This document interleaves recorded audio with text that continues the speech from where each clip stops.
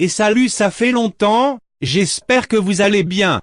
En tout cas moi ça va super, avec les 2,28 $ qu'on a gagnés grâce à YouTube j'ai pu me payer un aller simple de Corbeil-Essonnes à Saint-Denis en RERD, bref on roule sur l'or en ce moment. Aujourd'hui on est en 2020 t'as vu, du coup il est temps de prendre des résolutions, surtout qu'on change de décennie donc il y a des trucs qu'on a fait dans les années 2010 qu'il faut désormais arrêter de sitôt. Sinon c'est pas compliqué, au lieu de vous distribuer des cadeaux à Noël, je vous distribue gentiment des munitions de Uzi dans vos gueules de vieux fossiles. Et aujourd'hui on va parler des mèmes les plus nuls à chier de la décennie 2010, les mèmes liés à la ligne Maginot, ainsi que les mèmes liés à la capitulation de la France, lors de la Seconde Guerre mondiale. Bon déjà il faut rappeler que c'est devenu à la mode pour seulement deux raisons. La première c'est parce que la France n'est pas intervenue avec les États-Unis en Irak en 2004, signe bien évidemment d'un abandon de la France qui aurait sûrement perdu face aux soldats surentraînés de Saddam Hussein, ça il faut le savoir. Vous me demandez maintenant quelle est la deuxième raison? Bah c'est assez évident quand même, c'est un mème qui permet aux gens les moins drôles de la planète de se croire marrants et branchés en faisant des blagues que tout le monde a déjà fait au moins une fois. En bref, les blagues dites French sur Under, ainsi que les blagues liées à la ligne Maginot, sont vraiment mais incroyablement nulles à chier, c'est pas original, il y a aucune profondeur historique, c'est mal branlé et surtout je soupçonne les mecs qui font ce genre de blagues d'être impliqués dans des affaires de viol de mineurs, donc en plus ils me font de la concurrence. Du coup c'est parti, on va faire le tour de ce genre de blagues et croyez-moi, on va plus se marrer en les vannant qu'en les lisant. Ah ouais quand même, c'est encore pire que ce que je pensais là.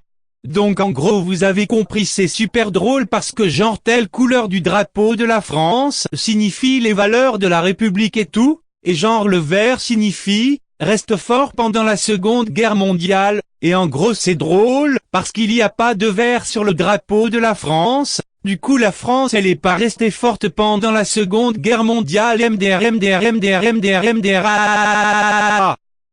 Avortement raté va.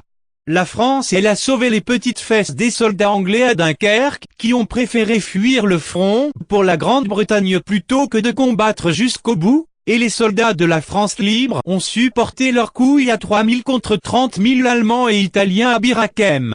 Surtout qu'en plus bas même en termes de blagues c'est pas drôle, enfin si en fait c'est drôle quand tu découvres que la France a capitulé en 1940, mais pas après. Puis tu remarqueras deux trucs, dans le drapeau de la Grande-Bretagne et celui des États-Unis il n'y a pas de vert dessus, tandis que l'Italie a du vert sur son drapeau. C'est quand même débile de ta part d'avoir autant foiré ta blague. Bon allez promis il n'y aura aucun problème si t'arrêtes ce genre de blague en 2020. Bref passons à la blague suivante, doit forcément y avoir plus original quand même. Bon bah là non on fait juste non, genre non quoi. Voilà donc ça c'est l'apogée de votre humour. Genre y a absolument aucun rapport en fait, parce que bon à ce stade sans la découverte des bactéries et du vaccin par Pasteur, un chimiste français, ta famille serait sûrement morte de la grippe espagnole ou de la coqueluche espèce de trou de balle. Si seulement Pasteur n'avait pas existé, on n'aurait pas des erreurs de la nature comme toi. Allez va-y dégage. Ah oui le classique. C'est très drôle parce que genre, quand on cherche les victoires militaires françaises, bah y en a pas lol, la France a toujours perdu. C'est d'ailleurs pour ça que la France existe encore, qu'elle est le pays le plus grand de l'Europe après l'Ukraine et la Russie, et surtout elle a tellement jamais gagné de guerre qu'elle a quand même réussi à dégager les Anglais lors de la guerre de 100 ans, alors même que le roi d'Angleterre Henri VI était devenu roi de France après qu'Henri V avait conquis la ville de Paris.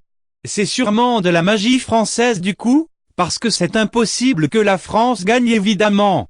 Bon ça commence à me saouler là c'est même pas un peu drôle, ça fait limite pitié j'ai l'impression de faire du téléthon. Ah bah enfin on a quelque chose d'original. Bon c'est pas lié à la Seconde Guerre mondiale, l'originalité est morte pour cette période de l'histoire. Mais bon c'est toujours aussi nul, déjà l'indépendance de l'Inde a été mal foutue entre les millions de morts qu'elle a provoqués, Le fait que le Pakistan et l'Inde font la course à l'armement nucléaire et surtout les rapports particuliers que les Indiens entretiennent avec le caca, on se demande vraiment si la fameuse indépendance pacifique de l'Inde était une bonne idée. Et puis on va pas mentionner la répression par les Britanniques de la révolte des Momo au Kenya, qui a quand même fait plus de 100 000 morts, ni de l'indépendance ratée du Zimbabwe, parce que les Anglais se sont enfuis sans régler aucun problème dans le pays.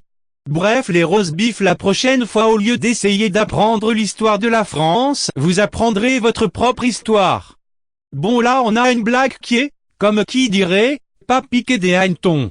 En effet, là on parle des choses sérieuses, genre les Allemands qui entrent en France comme dans du gruyère, parce qu'ils ont contourné la ligne Maginot, alors que les Grecs ont vaillamment résisté avec la ligne de Métaxa, le grand dirigeant grec très démocratique. Bon, la seule différence c'est que les Grecs affrontaient les Italiens, sachant que l'Italie avait galéré à envahir l'Éthiopie en 1936 et ils avaient réussi à la perdre justement en 1941, en même temps qu'ils essayaient d'envahir la Grèce. Faut d'ailleurs ne pas oublier que l'Italie a dû lancer 3 offensives pour envahir l'Albanie en 5 jours et qu'ils ont perdu à 3000 Italiens contre 9 soldats français lors de la bataille du pont Saint-Louis. À méditer. Et enfin voilà un autre mème original qui évoque la résistance yougoslave pendant la guerre. Là aussi c'est assez drôle à un détail près, si les partisans yougoslaves ont aussi bien résisté, c'est aussi parce qu'en face il y avait des nazis, croates ultra-déter qui mettaient les communistes et les Serbes dans des camps de concentration, là où dans la France de Vichy il y avait beaucoup plus de contrôle de la population, du coup les seuls qui pouvaient résister étaient dans les montagnes. Et puis bon, si la résistance française était aussi inefficace, je me demande bien pourquoi la France a quand même pu occuper l'Allemagne et l'Autriche après la Seconde Guerre mondiale. Franchement, je sais pas, peut-être parce qu'ils ont énormément contribué à la guerre finalement, malgré la défaite en 1940. Bref, tout ça pour conclure que les mèmes de French sur Anders c'est nul à chier comme les mèmes de Boomer, si vous avez un peu d'honneur arrêtez d'en faire. À la limite tentez des blagues originales, ce sera peut-être nul mais ce sera juste nul, ce sera pas nul et gonflant comme pas possible. Bref, si t'as aimé cette vidéo, n'hésite pas à t'abonner et si t'as pas aimé c'est super, parce que j'en ai absolument rien à foutre MDR. Allez salut!